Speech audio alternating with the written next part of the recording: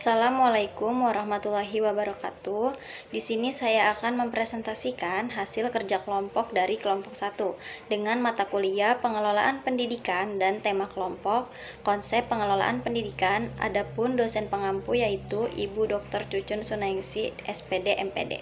Baik, sebelumnya izin memperkenalkan diri. Perkenalkan, nama saya Dinastera Kamila Ratu dengan NIM 2306251. Adapun teman-teman saya yang pertama Dea Al Jumaira dengan NIM 2305481. Selanjutnya ada Kamila Wulan Maulida dengan NIM 2307359. Kemudian ada Naswa Hanifah dengan NIM 2303820. Selanjutnya ada Sulistiawati dengan NIM 2303669.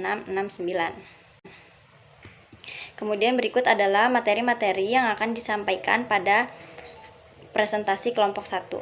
Baik, pada materi yang pertama yaitu pengertian pengelolaan pendidikan. Menurut Herson A, pada tahun 2017, pengelolaan adalah suatu proses sistematis untuk mencapai tujuan dengan perencanaan, arahan, dan pemanfaatan yang optimal, sehingga semua tujuan dapat dicapai secara efektif dan efisien. Istilah pengelolaan berasal dari kata bahasa Inggris atau manajemen yang berarti mengatur, mengelola, mengendalikan, dan memperlakukan. Dalam bahasa Inggris, kata pendidikan sepadan dengan kata education. Secara etimologi, diserap dari bahasa Latin atau eductum yang terdiri dari dua kata. Yang pertama yaitu yang berarti perkembangan dari dalam keluar atau dari sedikit ke banyak. Dan yang kedua adalah duco, yang berarti sedang berkembang. Jadi, secara etimologis, pendidikan adalah proses perkembangan seseorang. Baik, pengertian pengelolaan pendidikan adalah serangkaian tindakan yang dilakukan untuk merencanakan, mengorganisasikan, memotivasi, mengendalikan, dan mengembangkan seluruh upaya yang dilakukan untuk mengatur dan mendayagunakan sumber daya manusia, sarana, dan prasarana untuk mencapai tujuan pendidikan. Baik, selanjutnya, menurut Satori dalam Hidayat dan Machali pada tahun 2012, mendefinisikan pengelolaan pendidikan sebagai proses keseluruhan kerjasama dengan memanfaatkan semua sumber daya manusia dan material yang tersedia sesuai dengan tujuan pendidikan untuk mencapainya secara efektif dan efisien. Selanjutnya, ada 3 dimensi penting di dalam konsep pengelolaan. Yang pertama yaitu, dalam pengelolaan terjadi kegiatan yang dilakukan oleh seorang pengelola seperti pemimpin, kepala sekolah, dan juga komandan. Dimensi ini menunjukkan betapa pentingnya kemampuan serta keterampilan khusus yang harus dimiliki oleh para pengelola. Kemudian yang kedua, bahwa kegiatan yang dilaksanakan bersama serta melalui orang lain itu harus mempunyai tujuan yang hendak dicapai. Jadi ketika melaksanakan kegiatan bersama, itu haruslah mempunyai tujuan. Kemudian yang terakhir, adanya pengelolaan itu dilakukan dalam organisasi. Sehingga tujuan organisasi ini dicapai melalui kegiatan yang dilakukan bersama orang lain, baik perorangan maupun kelompok. Baik, materi selanjutnya akan disampaikan oleh teman saya. Materi selanjutnya yaitu fungsi dan prinsip pengelolaan pendidikan. Yang pertama yaitu perencanaan. Perencanaan merupakan kegiatan untuk menetapkan tujuan yang akan dicapai beserta cara untuk mencapai tujuan tersebut. Perencanaan sebagai pemilihan atau penetapan tujuan organisasi dengan penentuan strategi, kebijaksanaan, metode, prosedur, dan sebagainya, yang memiliki fungsi membuat tujuan organisasi itu untuk mencapai tujuan yang telah dilakukan. Dengan demikian, di dalam manajemen pendidikan, hendaknya memperhatikan perencanaan karena perencanaan merupakan awal dari segala aspek yang akan dilakukan. Yang kedua yaitu pengambilan keputusan. Keputusan pada dasarnya ditunjukkan untuk memecahkan masalah. Setiap keputusan hendaknya merupakan alternatif terbaik. Di dalam konteks organisasi dan manajemen, terdapat pembuatan keputusan. Fungsi dalam pembuatan keputusan akan membawa dampak terhadap seluruh organisasi. Hasil keputusan juga melihat risiko yang akan dihadapi. Yang ketiga yaitu pengorganisasian. Suatu rencana yang telah tersusun secara matang tentunya tak terlepas dari adanya organisasi pada tujuan yang hendak dicapai, sehingga memerlukan peraturan yang harus ditaati oleh setiap orang dalam organisasi tersebut, agar dapat berjalan seimbang dengan bekerja sama mencapai tujuan. Tanpa pengorganisasian, suatu rencana tidak dapat berhasil karena tindakan pengorganisasian menjembatani kegiatan perencanaan dan pelaksanaan. Yang keempat yaitu komunikasi. Komunikasi merupakan suatu usaha yang dilakukan pimpinan lembaga untuk menyebarluaskan informasi yang terjadi di dalam lembaga maupun hal-hal di luar lembaga yang ada kaitannya dengan kelancaran tugas untuk mencapai tujuan bersama dengan menyalurkan informasi, ide, penjelasan dengan saling berinteraksi satu sama lain. Yang kelima yaitu koordinasi. Koordinasi sangat diperlukan dalam manajemen untuk menyatukan kesamaan pandangan yang menghubungkan bagian yang satu dengan bagian yang lain, sehingga tercipta suatu kegiatan yang mengarah pada satu tujuan dan satu prinsip. Proses pendidikan yang baik dan bermutu apabila pengorganisasian input pendidikan dilakukan secara harmonis sehingga mampu menciptakan suasana belajar mengajar yang menyenangkan, mendorong motivasi belajar, bekerja, dan memberdayakan sumber daya pendidikan. Yang keenam yaitu pengawasan. Pengawasan adalah salah satu unsur yang dapat dimanfaatkan untuk membantu kelancaran implementasi. Pengawasan ini mencakup pemantauan atau monitoring, evaluasi, dan intervensi untuk meluruskan apa yang ditemui tidak sesuai dengan ketentuan aturan yang sudah dilakukan. Yang terakhir yaitu evaluasi. Evaluasi merupakan kajian ulang setiap langkah dan tahapan yang telah dilaksanakan dengan proses penilaian untuk mengetahui tingkat efisien dan efektivitas manajemen dalam rangka melaksanakan keputusan. Dengan adanya evaluasi, keseluruhan gambaran proses implementasi dapat diketahui tingkat kemajuannya, kesulitan dan hambatannya dengan disusun secara sistematik. Baik, di sini saya akan menjelaskan mengenai pendekatan-pendekatan pengelolaan pendidikan. Di sini ada 4. Yang pertama, ada pendekatan organisasi klasik. Pendekatan organisasi klasik ini disebut juga dengan gerakan manajemen ilmiah yang dipelopori oleh Frederick Taylor. Gerakan ini bertujuan untuk mencari upaya yang dapat menggunakan manusia secara efektif dalam organisasi industri. Konsep dari gerakan ini adalah orang mampu bekerja layaknya sebagai mesin. Dan yang kedua, pendekatan hubungan manusia. Pendekatan ini adalah sebuah gerakan pendekatan yang lahir dan berkembang sebagai reaksi terhadap pendekatan organisasi klasik.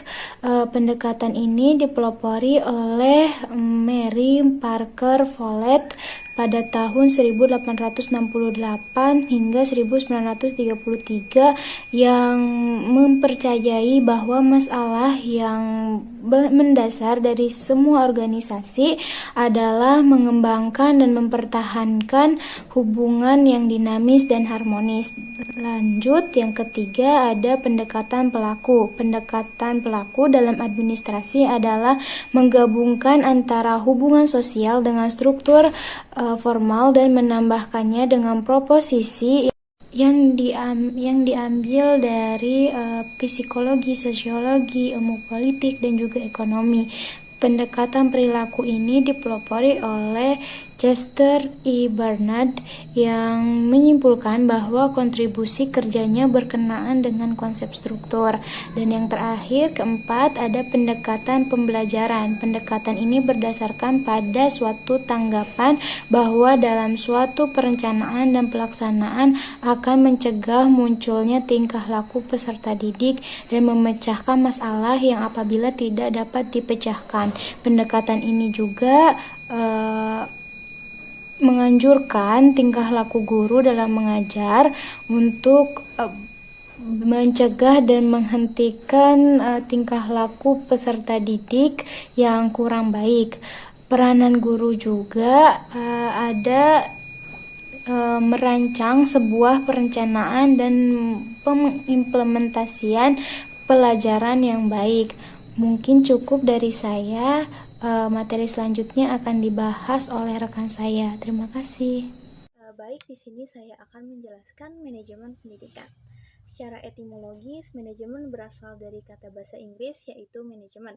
Dalam kata manajemen terkandung 2 makna, yaitu mind yang artinya pikir dan juga action yang artinya tindakan.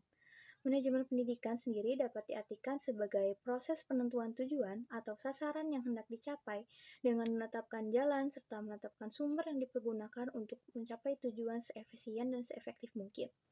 atau dapat diartikan dengan secara lebih singkatnya sebagai proses penentuan tujuan atau sasaran yang ingin dicapai dengan menggunakan berbagai sumber untuk mencapai tujuan yang diinginkan. Selanjutnya ada siklus program manajemen pendidikan. Yang pertama ada planning, yang kedua ada organizing, yang ketiga ada actuating, dan yang keempat ada controlling. Planning merupakan perencanaan, yaitu kegiatan yang melibatkan sebuah perencanaan yang sistematis untuk mencapai tujuan pendidikan yang telah ditetapkan. Fungsi dari planning yaitu untuk memastikan yang direncanakan telah tetap dan sesuai dengan lembaga pendidikan yang terkait.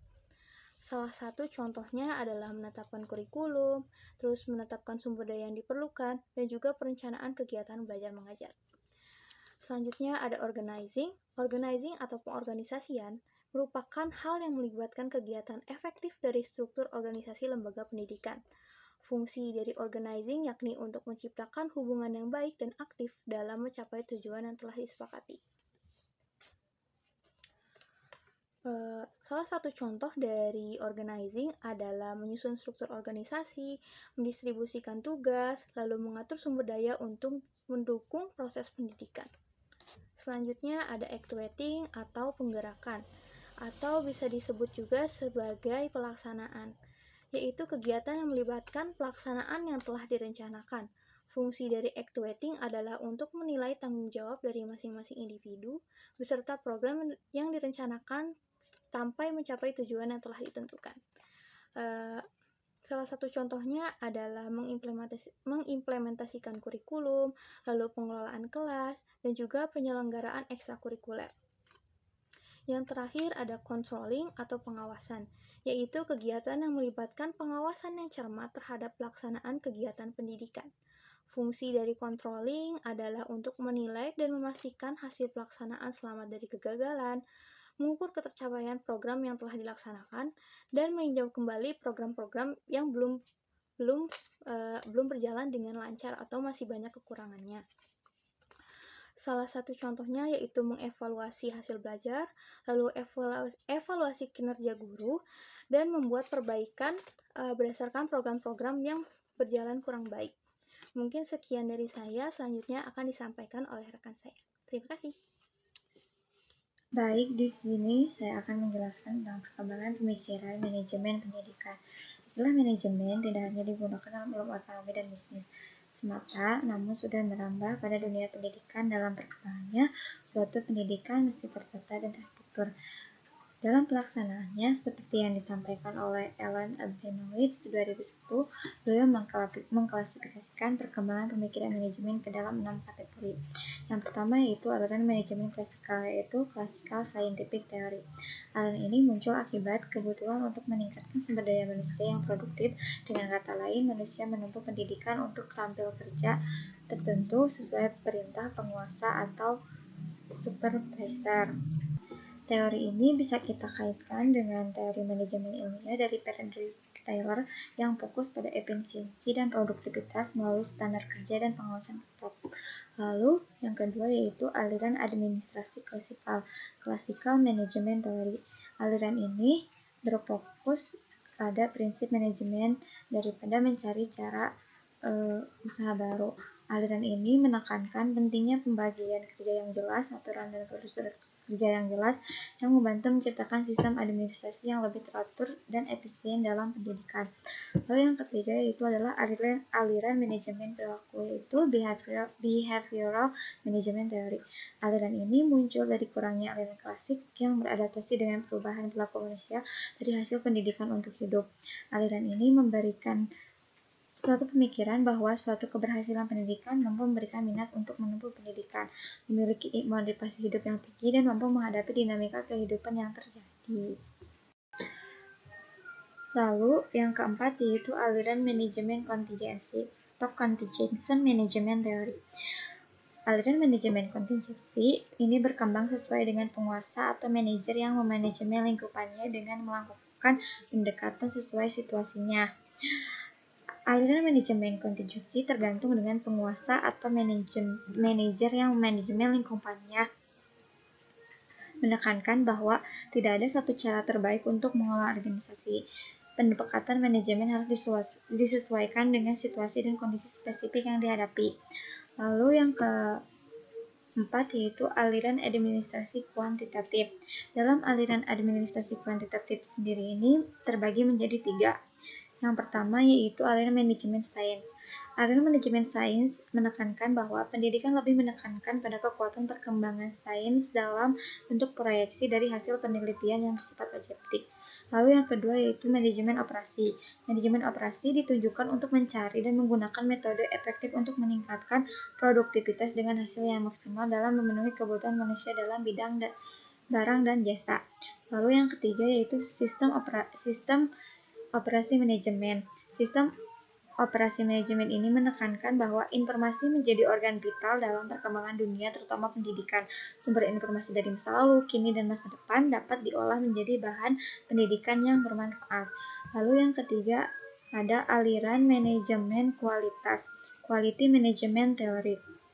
Aliran manajemen ini menekankan bahwa pada manusia memiliki kompetensi yang mumpuni untuk kebutuhan suatu masyarakat, perusahaan, negara, industri, bahkan tenaga pendidik yang dilihat dari proyeksi loyalitas manusia itu sendiri terhadap tanggung jawab yang diembannya.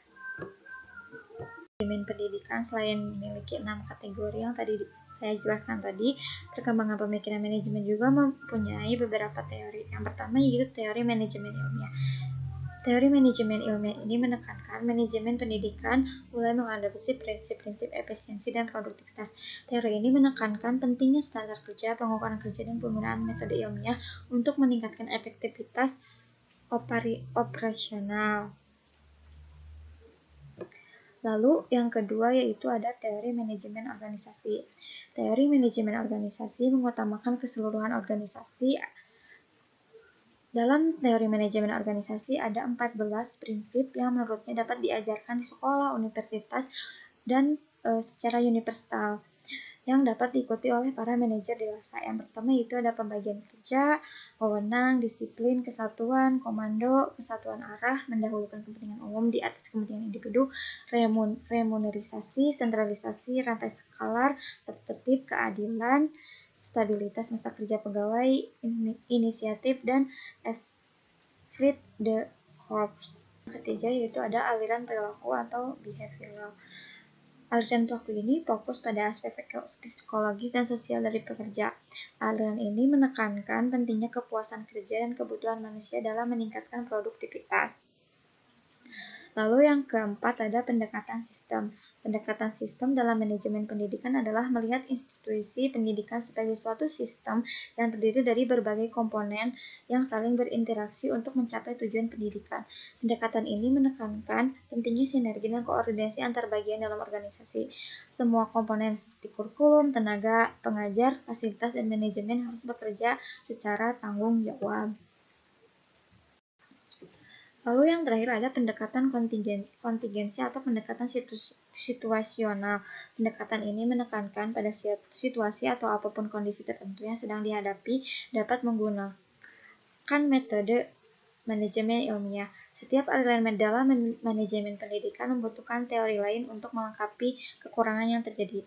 Misalnya, dalam yang terjadi di Indonesia memiliki aliran pendidikan yaitu Pancasila. Namun, Pancasila tidak akan hidup kalau manusia Indonesia masih dalam genggaman penjajah. Sekian yang cukup saya sampaikan. Terima kasih atas perhatiannya.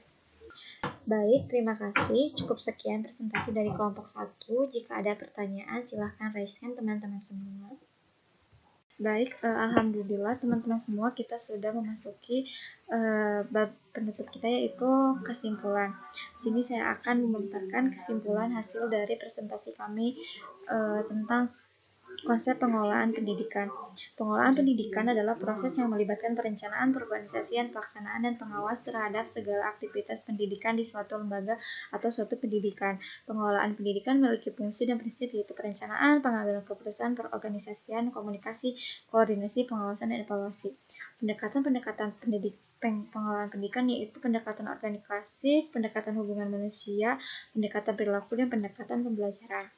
Manajemen pendidikan sendiri dapat diartikan sebagai proses penentuan tujuan atau sasaran yang hendak dicapai dengan menetapkan jalan serta menetapkan sumber yang dipergunakan untuk mencapai tujuan yang seefisien dan seefektif mungkin.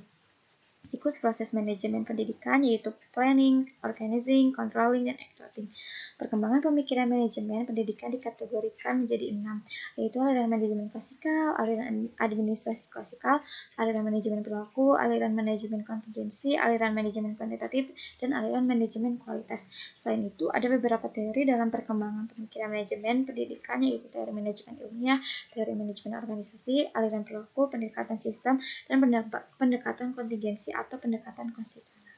Sekian yang dapat saya sampaikan. Saya ucapkan terima kasih. Assalamualaikum warahmatullahi wabarakatuh.